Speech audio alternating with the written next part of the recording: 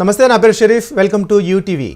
Anantapuram DPO Nagaraju నాయుడును బూతులు తిట్టిన జేసీ ప్రభాకర్ రెడ్డిపై కేసు పెట్టాలని Andhra Pradesh government employees federation chairman Kakarla Venkatarami Reddy అన్నారు. ఈ ప్రభుత్వంలో ఉద్యోగులకు ఎలాంటి సేఫ్టీ లేదని కూడా ఆయన అన్నారు. ఈ మేరకు నిన్న ఆయన ఒక ప్రెస్ నోట్ని రిలీజ్ చేశారు. ఇంతకీ ఆయన అలా మాట్లాడడానికి గల రీజన్ ఏంటి, అసలు ఆయన ఏమన్నారు అంటే జేసీ ప్రభాకర్ రెడ్డి ఏమన్నారు ఇప్పుడు ఒకసారి చూద్దాం.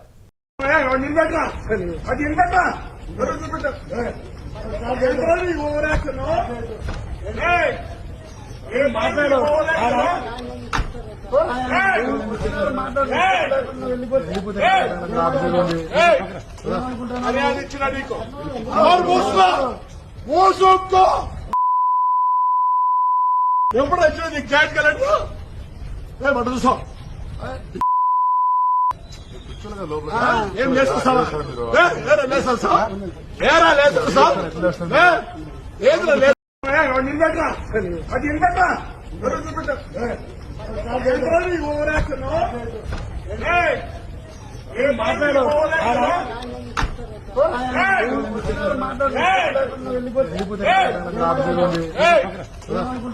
ఇచ్చిన నీకు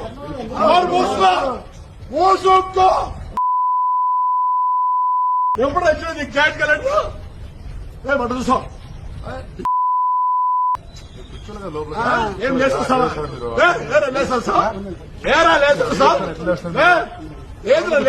జేసీ ప్రభాకర్ రెడ్డి అంటే డిపిఓ మీద చేసిన కామెంట్స్ మీద Andhra Pradesh government employees federation chairman Kakarla Venkatarami Reddy స్పందించారు. ఆయన మీద కేసు పెట్టాలని, ఆయన మీద చర్యలు తీసుకోవాలని కూడా డిమాండ్ చేశారు.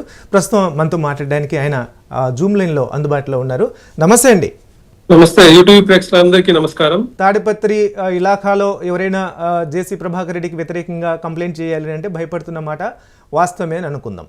మరి కనీసం అంతకుముందు అయినా సరే ఇట్లా దాడులు జరిగినప్పుడు రాజకీయ నాయకుల దగ్గర నుంచి ఉద్యోగుల మీద వాళ్ళు స్వచ్ఛందంగా కేసు పెట్టడానికి లేదంటే కంప్లైంట్ ఇవ్వడానికి పోలీస్ స్టేషన్కి వెళ్ళినా కూడా అక్కడ కేసు నమోదు చేయని సందర్భాలు ఏమైనా ఉన్నాయా? పోలీస్ స్టేషన్కి వెళ్తే కేసు నమోదు చేయడానికి ఆ సందర్భం లేదు, కానీ పోలీస్ స్టేషన్ వెళ్ళడానికి ధైర్యం లేదు కదా ఉద్యోగులకు. ఇప్పుడు పోలీస్ స్టేషన్ కి వెళ్ళాలంటే మిమ్మల్ని ట్రాన్స్ఫర్ చేస్తాము, మిమ్మల్ని ఎక్కడో మారుమూల ప్రాంతానికి వేస్తాము, మీ మీద ఎంక్వైరీలు ఉంటాయని రకరకాల ఒత్తులు. అంటే ఇప్పుడు ఒకటిసారి ఆఫీస్ లోకి వచ్చి కొడితేనే దిక్కు లేదు, ఈ ఉద్యోగిని కంప్లైంట్ ఇస్తే ఉద్యోగి మమ్మల్ని ఏం చేస్తున్నా అనే భయం ప్రతి ఒక్కరికి ఉంది కదా. ఇప్పుడు మీరు తాడిపత్రి ఒకటే అంటున్నారు, తాడిపత్రి ఒకటే కదా, రాష్ట్రంలో ఎక్కడ కూడా ఉద్యోగి స్టేషన్ కి వెళ్ళి కేసు పెట్టేంత ధైర్యం చేయలేకపోతున్నాడు. ఎందుకంటే ప్రభుత్వం నుంచి కానీ ఉన్నతాధికారుల నుంచి కానీ ఆ రకమైన సపోర్ట్ ఉద్యోగులకు లేదు. గతంలో మనం చూసిన పాత గవర్నమెంట్ లో గతంలో నెల్లూరు జిల్లాలో ఒక ఎమ్మెల్యే ఫోన్ లో ఒక ఎంపీడీఓ, ఒక మహిళా ఎంపీడీఓ అధికారిని ఫోన్ లో గట్టిగా మాట్లాడినందుకు ఆ ఎమ్మెల్యే మీద ప్రభుత్వం కేసు పెట్టింది. అలాంటి ప్రభుత్వం నుంచి అలాంటి సపోర్ట్ ఉంటే ఉద్యోగులు ధైర్యంగా ముందుకు వచ్చి కేసు పెట్టడం కానీ ఏదైనా కానీ చేస్తారు. ఇప్పుడు ప్రభుత్వం నుంచి అలాంటి ఉదాహరణ చెప్పడం వల్ల గత గవర్నమెంట్ సపోర్ట్ లేదు కాదండి. ఇప్పుడు మీరు ఒక చిన్న ఉదాహరణ చెప్పారు, జస్ట్ ఒక మహిళకి ఫోన్ చేసి బెదిరిస్తే అతని మీద కేసు పెట్టారు అని చెప్పేసి. అంటే ఈ ఉదాహరణ వల్ల గత గవర్నమెంట్ లో ఉద్యోగులు బాగున్నారు, ఈ గవర్నమెంట్ లో బాగలేరని చెప్పదలుచుకున్నారా?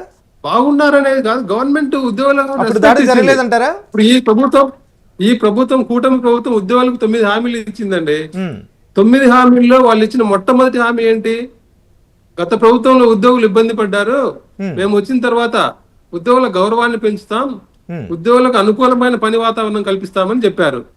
ఇప్పుడు ఇలాంటి సంఘటనలు జరుగుతుంటే ఇది అనుకూలమైన పని వాతావరణమా? ఉద్యోగులకి రాజకీయ నాయకులకి మధ్య వివాదాలు జరుగుతూ ఉన్నాయి. గవర్నమెంట్ ఉద్యోగులు తమ విలువని రాను కోల్పోతున్నారా, లేదంటే వాళ్ళ విలువని తీసేసే పరిస్థితులు రాజకీయ నాయకులే సృష్టిస్తున్నారా? రాజకీయ నాయకులు కంట్రోల్ చేయాలంటే ప్రతి అంశాన్ని కంట్రోల్ చేయాలి. ఉద్యోగులు మేము చెప్పినట్టంటే ఉద్యోగులు ఏ పని చేయాలన్నా వాళ్ళకి ఒక నిబంధన ఉంటుంది, నిబంధన ప్రకారం పని చేస్తారు. అది కొందరికి నాయకులకు నచ్చదు, వాళ్ళు అనుకూలంగా పని జరగకపోవచ్చు. అలాంటి ఉన్నప్పుడు ఉద్యోగం చేయగలిగింది ఏం లేదు కదా, చట్ట ప్రకారం నిబంధన ప్రకారం పని చేయాలి. కానీ నాయకులు ఏం ఆలోచిస్తున్నారు? చట్టాలు నిబంధనలు మా దగ్గర కుదరవు, మేము చెప్పిందే చేయాలి, మేము చెప్పిన వాళ్ళకే పని చేయాలి, మేము చెప్పిన వాళ్ళకే పెన్షన్ ఇవ్వాలి. ఇలాంటి ఆధిపత్య ధోరణి, అంటే రాజకీయ నాయకులు మేము చెప్పిందే జరగాలి అనే ఆధిపత్య ధోరణి వల్ల ఉద్యోగులు ఇబ్బంది పడుతున్నారు. దీని సొల్యూషన్ ప్రజాస్వామ్య వ్యవస్థలో అధికారులు లేకుండా రాజకీయ నాయకులు కానీ లేకపోతే ప్రజాప్రతినిధులు కానీ గవర్నమెంట్ని నడపలేరు. అలాగే ప్రజాప్రతినిధుల సహకారం లేకుండా వీళ్ళు కూడా ఏ పని చేయలేని పరిస్థితి. దీనికి సొల్యూషన్ ఏంటి అని అనుకుంటున్నారు? సొల్యూషన్ ఏంటంటే అధికారులకు స్వేచ్ఛనివ్వాలి సార్.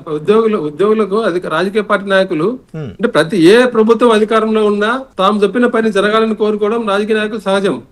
కానీ ఉద్యోగుల పరిస్థితి కూడా ఈ పని చేస్తే ఉద్యోగి ఎలాంటి తర్వాత ఉద్యోగి పరిస్థితి ఏంటి, అతనికి ఉద్యోగం నుంచి పోతాడు అంటే నిబంధనలకు వ్యతిరేకంగా పని చేస్తే ఉద్యోగి ఎదుర్కొనే సమస్యలు ఏంటనేది కూడా రాజకీయ నాయకులు ఆలోచించాలి. అది మ్యూచువల్ సహకారం ఉండాలి. రాజకీయ నాయకులు చెప్పినట్టు కొన్ని చేయగలుగుతాం, కొన్ని మేము చేయలేనప్పుడు మీరు చేయలేము సార్ అన్నప్పుడు వాళ్ళు అర్థం చేసుకోవాలి. అలా కాకుండా ప్రతిదీ తాము చెప్పినట్టే జరగాలని కోరుకుంటే మాత్రం ఉద్యోగులు చాలా ఇబ్బంది పడతారు. అలాంటి వచ్చినప్పుడు ప్రభుత్వం కూడా ఉద్యోగికి సపోర్ట్ చేయాలి. అలా చేయకుండా ఇప్పుడు మనం చూస్తున్నాం కొందరు మంత్రులు ఎవరైనా మా పార్టీ కార్యకర్తలు వచ్చి మీరు టీ ఇచ్చి పని చేసి పెట్టాలి, లేకుంటే మీ సంగతి చూస్తామని మంత్రుల నుంచి ఒక్కోసారి ముఖ్యమంత్రి గారే ఒక మీటింగ్ లో ఒక పార్టీ వాళ్ళకి పని చేయొద్దని చెప్పి ఇలాంటి పరిస్థితి అంటే పై స్థాయిలోనే ఉద్యోగులను ఇలాంటి స్టేట్మెంట్ వచ్చినప్పుడు ఉద్యోగులు కూడా భయపడుతున్నారు. అలాగే కింది స్థాయి నాయకులు ఏమనుకుంటున్నారు, మనం జరిపిందే జరగాలి, మనం చెప్పిన వాళ్ళకే పని జరగాలి అనే భావన వాళ్ళలో కూడా పెరిగిపోతుంది. ఇలాంటి తగ్గాలంటే ఇప్పుడైనా ప్రభుత్వంలో ఉన్న పెద్దలు ప్రభుత్వ ఉద్యోగులు భయపడుతున్న మాట వాస్తవమే, లేకుంటే మంత్రులకు ఎమ్మెల్యేలకు ప్రభుత్వానికో వ్యతిరేకంగా ఒక నిర్ణయం తీసుకుంటే దీని పరిణామాలు చాలా తీవ్రంగా ఉంటాయని కంగారు పడుతున్న మాట వాస్తవమే. దానికి ఈ ప్రభుత్వం అని కానీ లేకపోతే గత ప్రభుత్వం అని నేను అనుకోను. ఏ ప్రభుత్వంలో ఉన్నా కూడా ప్రభుత్వ ఉద్యోగులకి సేఫ్టీ ఉందని నేనైతే అనుకోవట్లేదు పర్సనల్గా, అది వేరే సంగతి. సో నేనేమంటానంటే బట్ వీళ్ళలో ఐక్యత ఉందా? ఏ గవర్నమెంట్ అయినా సరే, ఏ మంత్రి అయినా సరే, ఏ ఎమ్మెల్యే అయినా సరే, లేకుంటే ఐఏఎస్లకు కూడా ఈ మధ్యకాలంలో నేను గమనిస్తూ ఉన్నాను పోలీస్ అధికారులకు కూడా ఒక రకమైన భయం అనేది లేకపోతే ఒక రకమైన వేధింపులు అనేది రాజకీయ నాయకుల దగ్గర నుంచి ఎదురవుతుంది. మరి మీలలో ఒక ఐక్యత ఉందా? ఒక ఐక్యతంగా మీరు పార్టీలుగా విడిపోకుండా, సంఘాలుగా, వర్గాలుగా, కులాలుగా విడిపోకుండా మీరంతా కలిసి ఒక వాయిస్ ని వినిపించే పరిస్థితి ఉందా? ఖచ్చితంగా వస్తుంది సార్ ఆ పరిస్థితి. అంటే ప్రభుత్వం ఏర్పడి సంవత్సరం ఇప్పుడు ఈ సంఘటన అనేది వదిలిపెట్టి ఈ మా మీద దాడి జరగడం అనేది మీరు అన్నట్టు ప్రతి గవర్నమెంట్ లో జరుగుతుంది. అప్పుడు ఆ గవర్నమెంట్ రెస్పాండ్ అయ్యే దాన్ని బట్టి దాని తీవ్రత ఉంటుంది. ఇప్పుడు గవర్నమెంట్ లో జరిగింది, పాత గవర్నమెంట్ లో జరిగినాయి నేను చెప్పిన ఒక సంఘటన, ప్రభుత్వం స్పందించింది. ఈ గవర్నమెంట్ లో జరిగినప్పుడు ఏదైనా గవర్నమెంట్ ఎంప్లాయీకి సపోర్ట్ గా నిలబడి ఏదైనా కేసు పెట్టడము, ఏదైనా చర్య తీసుకుంటే తగ్గుతాయి, ఆ తీవ్రత తగ్గుతుంది. అది నేను చెప్తున్నా. పూర్తిగా ఆపడం అనేది ఎవరి చేతిలో ఉండదు, పూర్తిగా జరగకుండా ఏ గవర్నమెంట్ లో ఉండవు. ప్రతి గవర్నమెంట్ తగ్గాలంటే ప్రభుత్వం ఎంప్లాయీస్ సపోర్ట్ గా నిలబడాలి. అట్ ద సేమ్ టైం అవి తగ్గాలంటే మేము కూడా ఎంప్లాయీస్ అందరం కూడా ఒక తాటి మీద నిలబడి వాటిని ఎదుర్కోవాలి. ఆ ఎదుర్కొనే దానికి మా సంఘాలు పెరగడం వల్ల, పోటీ వల్ల, కొందరు ప్రభుత్వానికి అనుకూలంగా ఉండాలి, పనులు చేసుకోవాలని కొందరు ఇలా ఉండడం వల్ల మీరు అన్నట్టు మాలో కొద్ది ఐక్యత లోపిస్తున్న మాట కొంతమంది రాజకీయ నాయకులతో మాట్లాడినప్పుడు ఇలా తిట్టడం కరెక్ట్ కాదు కదా, వాళ్ళని భయభ్రాంతులకు గురి చేయడం కరెక్ట్ కాదు కదా అని అంటే వాళ్ళు రాజకీయాల్లో పాల్గొనడం కరెక్టేనా, వాళ్ళు ఏదో ఒక పార్టీ స్టాండ్ తీసుకోవడం కరెక్టేనా అనే ప్రశ్న ఆయన లేవదీశారు. దీని మీద మీరేమంటారు? పార్టీ స్టాండ్ తీసుకోవడం అంటే ఎవరికి ఉండదు సార్. ప్రతి ఒక్కరు ఏంటంటే ఉద్యోగులుగా పనిచేస్తూ ఉండి పార్టీలకు అనుకూలంగా ప్రచారం చేయడం, లేకపోతే మీరు కూడా ఆరోపణలు ఎదుర్కొన్నారు. ఖచ్చితంగా. కానీ నేను ఎక్కడ ఇప్పుడు ఆరోపణలు అనేటివి కొన్ని పత్రికలు వాళ్ళకు నచ్చినట్లు చేయాలని అంటారు సార్. నా మీద ఆరోపణలు చేసిన వాళ్ళు గతంలో 2014-19 మధ్య ఏం జరిగింది? అప్పుడు ప్రభుత్వమే ఉద్యోగులను ఢిల్లీకి తీసుకెళ్లి ఒక పార్టీకి వ్యతిరేకంగా నల్ల చొక్కాలు ఏసీ కూర్చోబెట్టి ఒక పార్టీని వ్యతిరేకంగా తిట్టించింది. అలాంటి వాళ్ళు నా మీద ఆరోపణలు చేయడం ఎంతవరకు సమంజసం? నేనేం చెప్పిన 2024 ఎలక్షన్ ముందు ఉద్యోగుల్లో ఐక్యత ఒకటి నా మీద ఆరోపణల గురించి నేను ఒక చిన్న మాట 2024 ఎలక్షన్ ముందు నేనేం చెప్పిన, ఆర్టీసీ ఉద్యోగులారా మీకు ఆర్టీసీ ఉద్యోగులను ప్రభుత్వంలో కలపడం వల్ల మీకు మంచి జరిగింది, ఈ ప్రభుత్వం గెలిస్తే మేము గెలిచినట్టే అనే కామెంట్ కూడా మీరు చేసినట్టుగా కూడా నేను విన్నా. అది వేరే ఇంకో సందర్భం సార్. అది ఎక్కడ అంటే గ్రామవార్డు సచివాలయ ఉద్యోగుల దగ్గరికి వెళ్ళినప్పుడు ఇప్పుడు ప్రతి పని అంటే గవర్నమెంట్ చేసే ప్రతి పని కూడా ఏదైనా పబ్లిక్ అందించే ప్రతి కార్యక్రమం, ఊర్లో ఒక భూమి పెన్షన్ గాని, రైతులకు విత్తనాలు గాని, ఎరువులు గాని, ఒక ల్యాండ్ పేపర్లు గాని, అడంగళ్ళు గాని, ప్రతిదీ ప్రభుత్వం అందించే ప్రతి సేవ గ్రామవార్డు సచివాలయ ఉద్యోగం ద్వారా ప్రజలకు చేరుతుంది. అంటే ప్రజల దృష్టిలో ప్రభుత్వం అంటే మీరే. కాబట్టి ప్రభుత్వానికి ఏదైనా నష్టం జరిగితే మీరు ఫెయిల్ అయినట్టు అనే ఆ ఉద్దేశంతో నేను చెప్పిన, అంతేగాని పార్టీల పేరు మెన్షన్ చేయలే. ప్రభుత్వం అనే మాట నేను చెప్పిన. రాజకీయ అధికారుల మీద అట్లా మాట్లాడడం అనే దాన్ని ఎవరు కూడా సమర్థించరు. నిజానికి నిన్న జేసీ ప్రభాకర్ రెడ్డి వీడియో ఒకసారి సోషల్ మీడియాలో వైరల్ అయిన తర్వాత నేను చాలా కామెంట్లు చూశాను. ఇది చాలా అన్యాయమైన విషయం కింద వాళ్ళు పరిగణిస్తున్నారు. అయితే ఇప్పటిదాకా కూడా మీరు అన్నట్టుగా భయం వల్ల కావచ్చు, ఏదైనా కావచ్చు, బట్ డిపిఓ నాగరాజు నాయుడు బయటికి వచ్చి కంప్లైంట్ చేయడం కానీ లేకపోతే ఇంకొకటి కానీ మిమ్మల్ని కూడా సంప్రదించినట్టుగా నాకైతే అనిపించలేదు. బట్ మీరైతే మాత్రం అది ఎవరైనా సరే ఒక ఉద్యోగి మీద ఇలాంటి భాష ఉపయోగించడం లేకపోతే వాళ్ళని భయభ్రాంతులకు గురి చేయడం అనేది కరెక్ట్ కాదు. ఒకవేళ అధికారులు ఏదైనా తప్పు చేసి ఉంటే వాళ్ళ మీద చర్యలు తీసుకోవడానికి ప్రజాస్వామ్య వ్యవస్థలో అనేక మార్గాలు ఉన్నాయి. వాళ్ళ మీద సస్పెండ్ చేయొచ్చు లేదా వాళ్ళ మీద ఒక విచారణ కమిటీ వేయొచ్చు. కానీ బహిరంగంగా అందరి ముందు తిడుతూ అట్లా ప్రవర్తించడం మీద మాత్రం ఖచ్చితంగా తప్పే.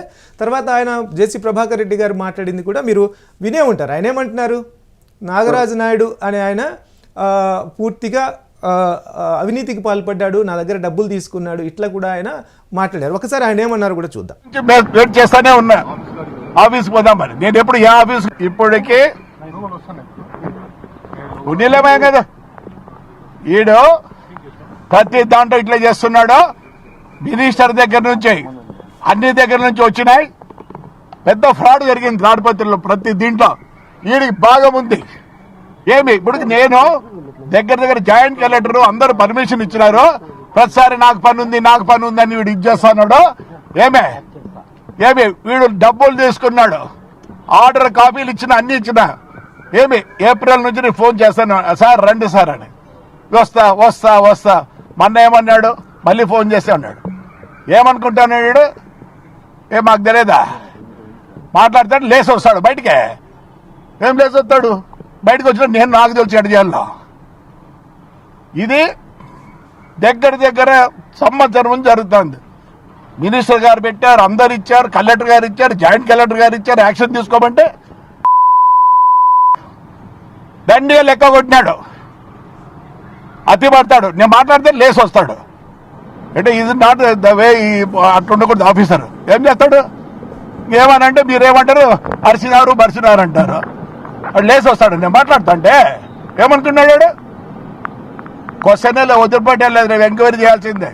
నేను ఇప్పుడు అందరికి పెడతా ఎంక్వైరీ. మళ్ళీ చివరిలో మాత్రం ఎంక్వైరీ చేయాల్సిందే, క్వశ్చనే లేదన్నారు. ఆ మాట వరకు ఓకే. కానీ బట్ అంతకు ముందు అంతా ఏవైతే ఆరోపణలు చేశారో లేకపోతే ఆయన ఏదైతే తిట్టారో దాన్ని మాత్రం అందరూ ఖండించాల్సిన విషయమే. అయితే ఈ విషయంలో కేవలం మీరు వెంకటరామరెడ్డి గారు జస్ట్ ఓన్లీ ఒక ప్రెస్ నోట్ ఇచ్చేసి వదిలేయడమా, లేకపోతే ఈ విషయంలో మీరు ఫర్దర్గా ఏదైనా కార్యాచరణ ద్వారా ముందుకెళ్లే ప్రయత్నం చేస్తున్నారా?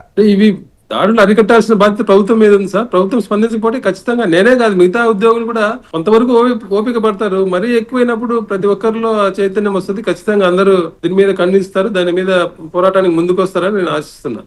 మీరు అక్కడ చూడండి, ఆయన అంత జరిగిన తర్వాత కూడా మళ్ళీ ఆ ప్రెస్ మీట్ లో వాడు వీడు అని జిల్లా స్థాయి అధికారిని పట్టుకొని మాట్లాడడం ఏంటండి, అది ఎంత చులకన సార్. చెప్పండి, ఉద్యోగులు అంటే ఎంత చులకన లేకపోతే ఆయన అట్లా బిహేవ్ చేస్తాడు.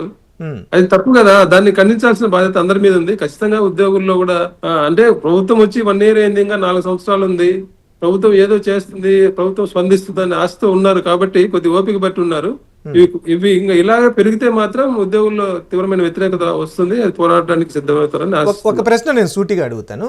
ఏంటంటే ప్రభుత్వ ఉద్యోగులకి రాజకీయాలతో సంబంధం ఉండడాన్ని మీరు వ్యతిరేకిస్తారా, సమర్థిస్తారా? ఉద్యోగులకు రాజకీయాలతో సంబంధం అనేది ఖచ్చితంగా చెప్పలేము సార్. సంబంధం ఉందని చెప్పలేము, లేదని చెప్పలేము. ఏంటంటే మేము పని చేయించుకోవాలంటే మీ మంత్రి దగ్గరికి వెళ్ళాలి, ముఖ్యమంత్రి దగ్గరికి వెళ్ళాలి, అధికారుల దగ్గరికి వెళ్ళాలి. అధికారులు ఎవరు ఉంటే వాళ్ళ దగ్గరికి వెళ్ళి మేము పని చేయించుకోవాలి. రోజువారీ కార్యక్రమాల్లో వివిధ పనుల కోసం రాజకీయ నాయకుల్ని కలవడాన్ని ఎవరు తప్పు పట్టరు. కానీ పలానా పార్టీతో అంటకాగి ఆ పార్టీలని ప్రచారం చేయడం, ఇట్లాంటి చేయడం వల్లే ఇలాంటి అంశాలు జరుగుతున్నాయి, ఇలాంటి గొడవలు జరుగుతున్నాయి, ఇలాంటి దాడులు జరుగుతున్నాయి అని ఒక అభిప్రాయం ఉంది. దీని మీద మీ అభిప్రాయం ఏంటి?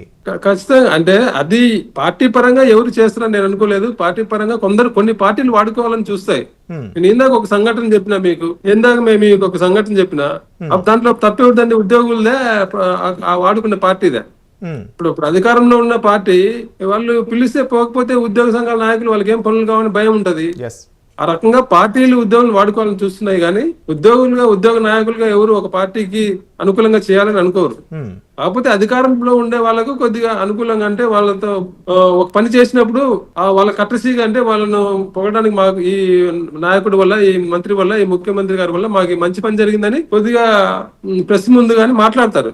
అది తప్పులేదు. అంతేగాని ఒక పార్టీని ఇది చేయాలనే ఆలోచన ఉద్యోగిగా ఉండదు. వ్యక్తిగతంగా ప్రతి ఒక్కరికి ఉంటది అభిమానం, వాళ్ళ వ్యక్తిగత విషయం అది. కానీ దాన్ని ఉద్యోగ సంఘ నాయకులుగా ఉద్యోగ సంఘాల కార్యకలాపాల్లో వాటిని చూపిస్తారని అనుకోలే ఇంతవరకు. ఖచ్చితంగా రాజకీయ జరగలేదు. ఖచ్చితంగా ప్రభుత్వ ఉద్యోగులకి రాజకీయ చైతన్యం ఉండాల్సిందే. రోజువారీ వ్యవహారాలు ఏ ప్రభుత్వం ఉన్నా కూడా కలిసి అంటే ప్రజా ప్రయోజనాలకు అనుగుణంగా ఏదైనా నిర్ణయాలు తీసుకోవాల్సి వచ్చినా వాళ్ళు వెళ్ళి కలిసి ఆ పనులు చేయాల్సిన అవసరం అయితే ఉంది ఖచ్చితంగా. అయితే నేను అనేది ఏంటంటే డైరెక్ట్గా ఆ పార్టీలతో వెళ్ళడం వల్లే ఒక పార్టీ అధికారంలోకి వచ్చినప్పుడు గత పార్టీలో పనిచేసిన వాళ్ళ మీద కక్ష సాధింపు చర్యలకు దిగడం, లేకపోతే ఆ పార్టీతో అంటగాగేడు అతను మనవాడు కాదు అనే ఒక ధోరణి కొనసాగడం వల్ల అది అంతిమంగా ఉద్యోగులకే ఇబ్బంది కలుగుతుంది అనేది నా అభిప్రాయం.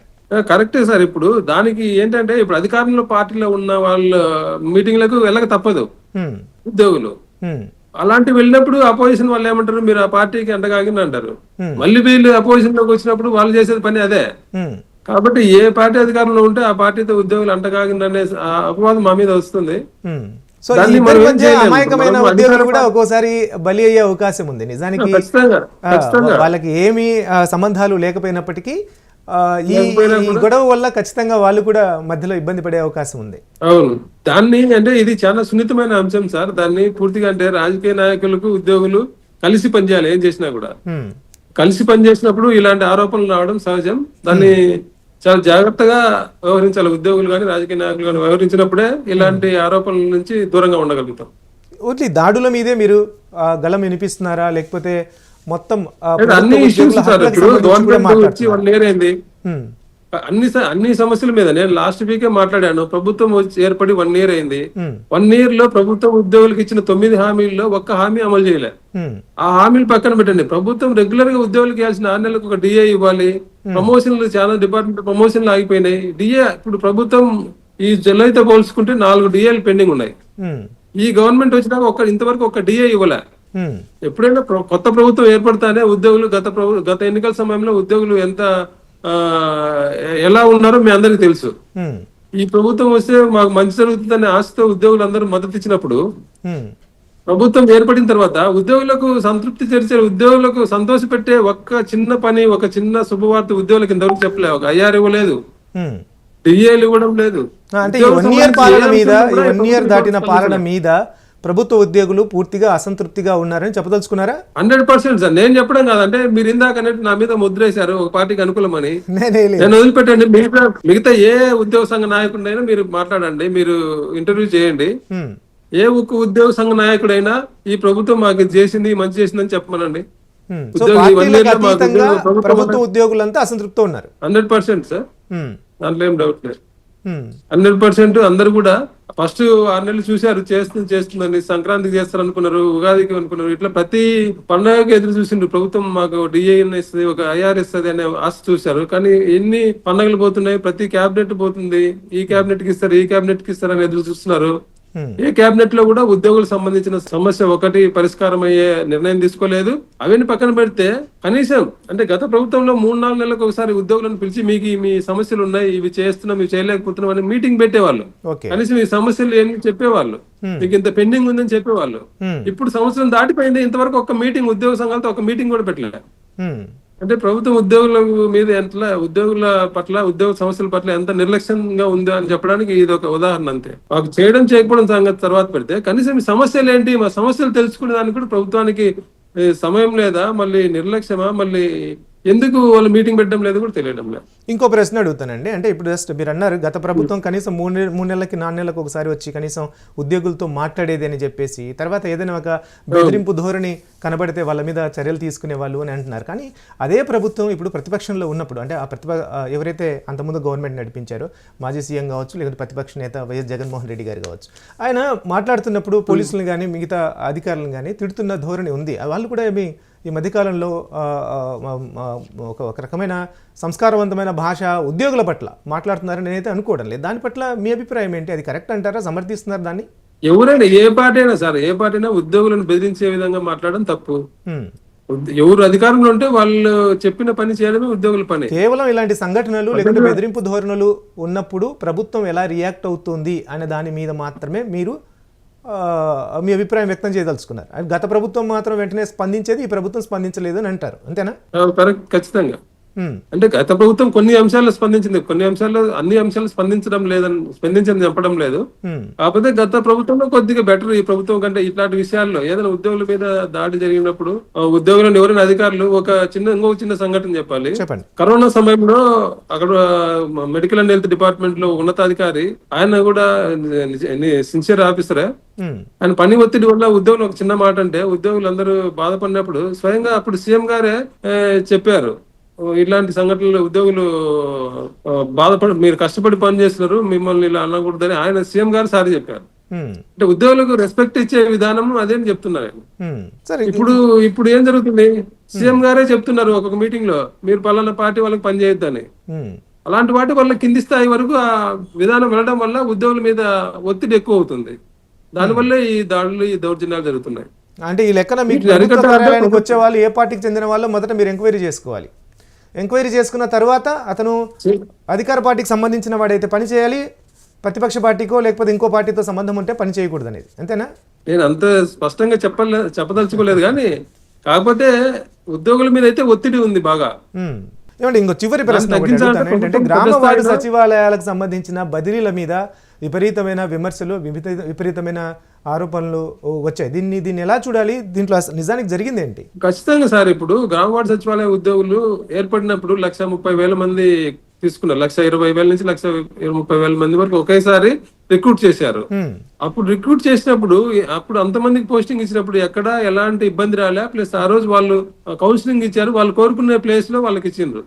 ఎక్కడ పొలిటికల్ ఇన్ఫ్లుయెన్స్ అంటే జరిగిండొచ్చేమో అప్పుడు కూడా అక్కడక్కడ ఒకటేరా ఒక 10%, 20% ఎప్పుడు ఉంటాయి సార్, దాన్ని మనం కాదనలేము, జరుగుతూ ఉంటాయి. కానీ ప్రతి ట్రాన్స్ఫర్ వాళ్ళు చెప్పినట్టే జరగాలంటే అది ఉద్యోగులు ఎంత ఇబ్బంది పడతారు. ఇప్పుడు చూడండి, ప్రతి చోట కూడా ఉద్యోగులు చాలా, ఇప్పుడు నెల్లూరులో ఒక ఉద్యోగి దాదాపు 10 రోజుల నుంచి నిరాహార దీక్ష చేస్తున్నాడు. ఎందుకని? అతనికి కౌన్సిలింగ్ లో ముందు ఒక ప్లేస్ ఇచ్చిండ్రు, దాని తర్వాత మార్చి ఎక్కడో మారుమూల ప్రాంతానికి వేసిండ్రు. ఎట్లా గుంటూరులో ఒక 107 మంది పోలీసులకు అసలు పోస్టింగ్ ఇవ్వలే, ఎక్కడ పోస్టింగ్ ఇవ్వలే, ట్రాన్స్ఫర్ చేసిండ్రు, వాళ్ళని గాల్లో పెట్టిండ్రు. ఇంత గందరగోళం ఎందుకు జరుగుతుంది అంటే, ఇంత చిన్న గ్రామ వార్డు సచివాలయ ఉద్యోగులు చాలా చిన్న ఉద్యోగులు, అంత చిన్న ఉద్యోగుల బదిలీలో కూడా ఇంత ఒత్తిడి, ఇంత రాజకీయ జోక్యం అయితే ఉద్యోగులు ఎట్లా పని చేస్తారు చెప్పండి, మీరు చెప్పండి. రాజకీయ కారణాలే ఉన్నాయంటారా వీటన్నిటి వెనక? రాజకీయ ఒత్తిళ్ల కారణంగానే జరుగుతున్నాయని తెలుస్తుంది. ఇప్పుడు ఫస్ట్ ఒక కౌన్సిలింగ్ లో ఒక చోట ఇచ్చి తర్వాత మళ్ళీ ఇంకొక చోట ఇచ్చిందని చెప్పి కడప జిల్లాలో ఒక ఇంజనీరింగ్ అసిస్టెంట్ ఆత్మహత్య చేసుకుంది ఒక అమ్మాయి. ఫస్ట్ పోస్టింగ్ ఇచ్చిన చోట కాకుండా ఇంకో చోట మాకు మళ్ళీ ఫస్ట్ పొద్దుటూరుకి ఇచ్చారు, తర్వాత ఎక్కడో మార్చి రాయచోట దగ్గర ఎక్కడో మార్చిందని చెప్పి. ఇంత చిన్న ఉద్యోగుల బదిలీల విషయంలో ఇంత ఒత్తిడి అయితే ఉద్యోగులు ఎట్లా ఫేస్ చేయగలరు చెప్పండి. నేను అనేది ఏంటంటే, మీరు చివరిగా మీరు అందరూ కలిసి, అంటే వర్గాలకి పార్టీలకి అతీతంగా, ఇందాక మీరు అన్నారు ఏమంటే అందరూ కలిసి మాట్లాడాల్సిన అవసరం ఉంది, బట్ ఆ ప్రయత్నం అయితే జరగట్లేదని, ఆ దిశగా సరిదిద్దుకునే ప్రయత్నాలు ఏం చేస్తున్నారా? ఖచ్చితంగా సార్. అంటే ఇప్పుడు మీరు అన్నట్లు నా మీద ఒక ముద్ర వేసింది, నేను ఒక పార్టీకి అనుకూలం అని చెప్పి. దానివల్ల ప్రభుత్వం ఏం చేస్తుంది, నా దగ్గరికి ఎవరు వచ్చినా, నాతో పాటు ఎవరు ప్రెస్ మీట్లో పాల్గొన్నా వాళ్ళందరినీ మళ్ళీ ఏదో రకంగా ట్రాన్స్ఫర్ల పేరుతో దాంతో కొందరు బెదిరించడం వల్ల నాతో కలిసి ఉద్యమం చేయడానికి కూడా మిగతా వాళ్ళు భయపడే పరిస్థితి సృష్టించింది ప్రభుత్వం. అంటే నాతో కలిస్తే ఒక పార్టీ వ్యక్తి అనే భావన వచ్చేలాగా కొన్ని పత్రికలు, కొన్ని మీడియా సంస్థలు అట్లా నన్ను టార్గెట్ చేసినాయి. కాబట్టి ఇప్పుడు నేను నిన్న స్టేట్మెంట్ ఇచ్చా, దాన్ని కూడా ఏం చేస్తారు కొందరు సోషల్ మీడియాలో ఒక పార్టీ వాళ్ళు అప్పుడు ఏం చేసిండ్రు, అట్లా రకరకాలుగా అంటే నేను ఏదైనా ఒక వాయిస్ రైజ్ చేస్తే అది ఒక పార్టీకి అనుకూలం లేదను అనే ఫీలింగ్ వచ్చేలాగా ప్రయత్నం చేస్తున్నారు. అందువల్ల కొంత ఉద్యోగులు ఇప్పుడిప్పుడే బయటకు రావడానికి భయపడుతున్నారు. నేను ఏదైనా చెప్పినా ఖచ్చితంగా ఈ ధోరణి పోతుంది. ప్రభుత్వం స్పందించి ఈ దాడులు ఇట్లాంటి వాటిని అరికడితే ఉద్యోగులు ఎవరు బయటకు రా, ఎవరి పని వాళ్ళు ప్రశాంతంగా పని చేసుకుంటారు. కానీ ఇదే ధోరణి కొనసాగి ఉద్యోగుల మీద దాడులు ఎక్కువైనాయి అనుకోండి, ఖచ్చితంగా ఉద్యోగులందరిలో యూనిటీ వస్తుంది, వాటిని ఎదుర్కొనే పరిస్థితి ఖచ్చితంగా వస్తుంది. థ్యాంక్ యూ సో మచ్ అండి, మీ అభిప్రాయాన్ని వ్యక్తం చేసినందుకు. చూద్దాం మీరు జేసీ ప్రభాకర్ రెడ్డి విషయంలో ఎలాంటి చర్యలు తీసుకుంటారు, అలాగే ఇక ముందు కూడా ఇలాంటి ఘటనలు జరగకుండా ఇటువైపు నుంచి రాజకీయ నేతల నుంచి ఎక్కువ ఒత్తిళ్లు రాకుండా ఎలాంటి చర్యలు తీసుకుంటారు, మీ కార్యాచరణ ఎలా ఉంటుందో చూద్దాం. థ్యాంక్ యూ సో మచ్ మీ అభిప్రాయాన్ని వ్యక్తం చేసినందుకు. ఇది ఈ అంశం మీద ఉన్న చర్చ. చూస్తూనే ఉండండి యూటీవీ.